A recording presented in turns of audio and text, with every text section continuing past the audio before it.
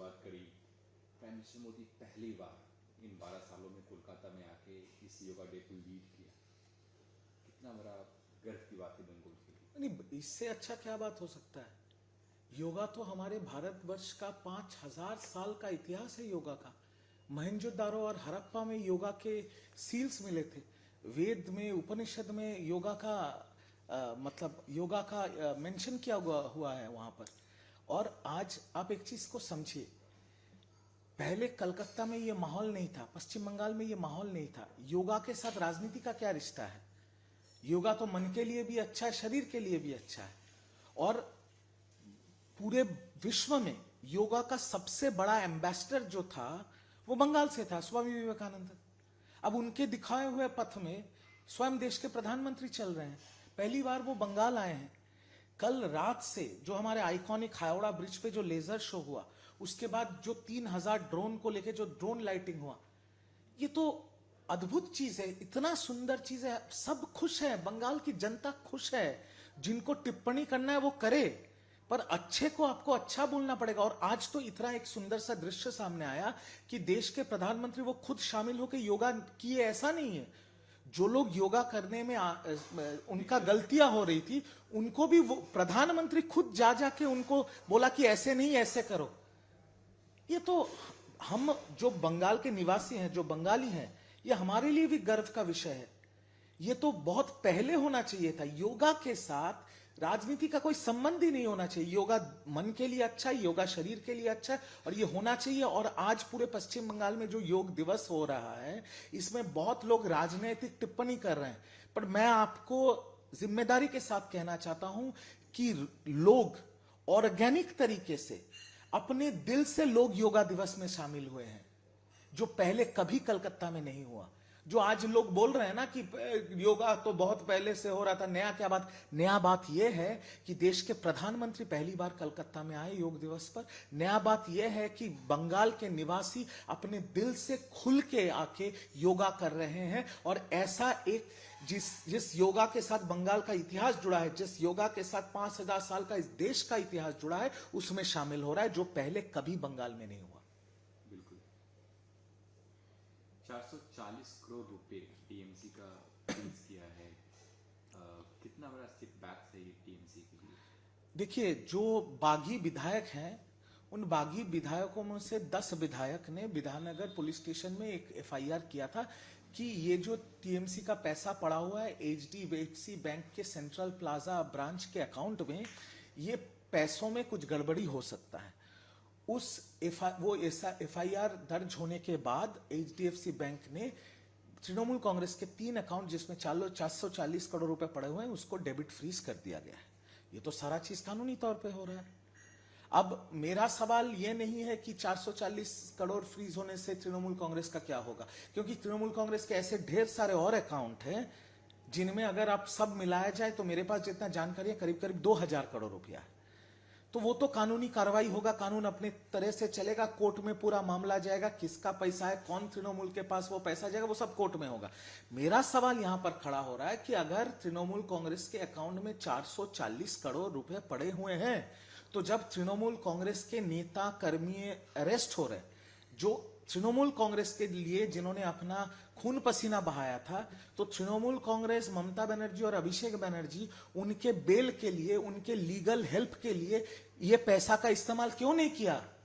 अभिषेक बनर्जी के पास पैसा है पार्टी के अकाउंट से 10-10 लाख रुपए लेके 4-8 फ्लाइट में दिल्ली जाने का, दिल्ली आने का, ताकि उनका अंडा थेरेपी ना हो, ताकि उनको चोट चोट स्लोगन नहीं मिले, ये सब करने का। और दुनिया भर की अय्याशियों का पैसा है तृणमूल के अकाउंट में। पर तृणमूल के कर्मियों ने, जिन्होंने खून पसीना बहा के इस पार्टी को बनाया, जब वो अरेस्ट हो रहे हैं, उनको कोई उनके लीगल सहयोग के लिए तृणमूल कांग्रेस पैसा नहीं देगी, उनके बेल कराने के लिए तृणमूल कांग्रेस पैसा नहीं देगी। और अभी बच्चों को इस्तेमाल किया जाएगा, छात्रों और यूथ के बच्चों को इस्तेमाल किया जाएगा अपना ढाल बना के, ताकि कोई अंडा ना फेंके।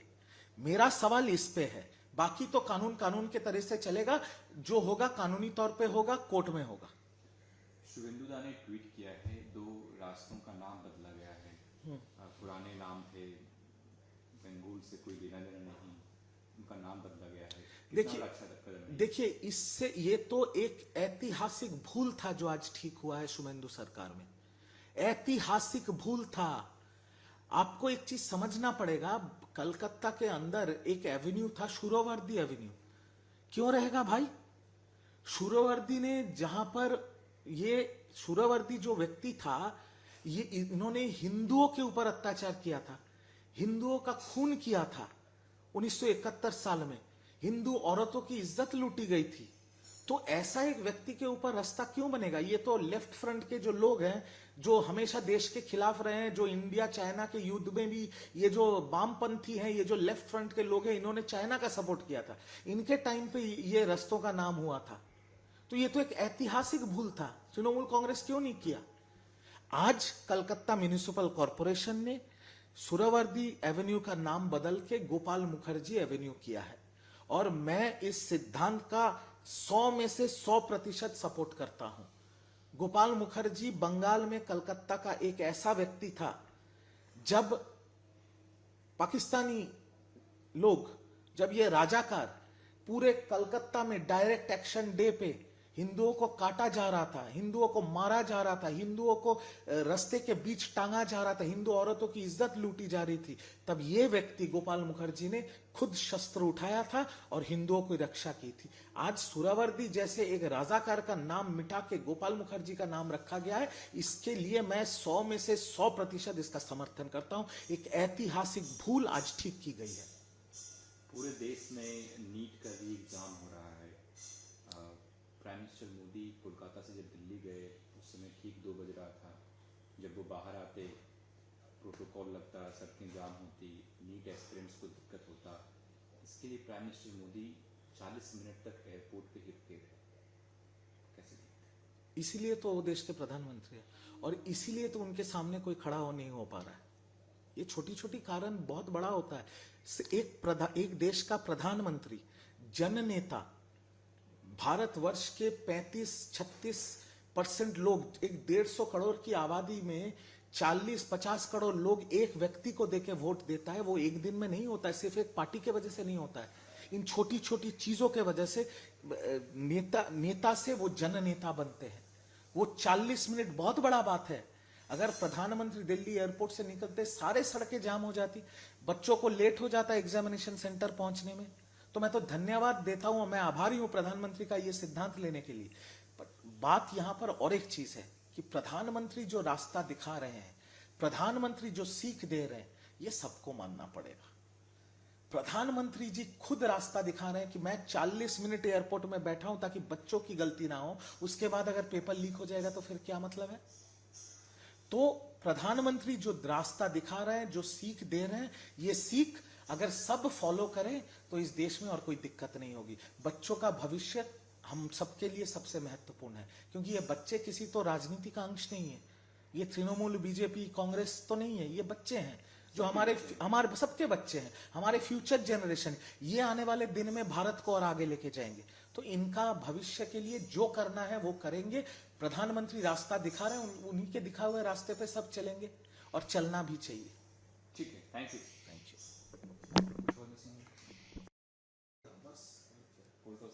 और उसमें एक छोटा सा ये भी तो दे दिया कि प्रधानमंत्री सब करेंगे, फिर पेपर लीक हो जाएगा तो कैसे होगा?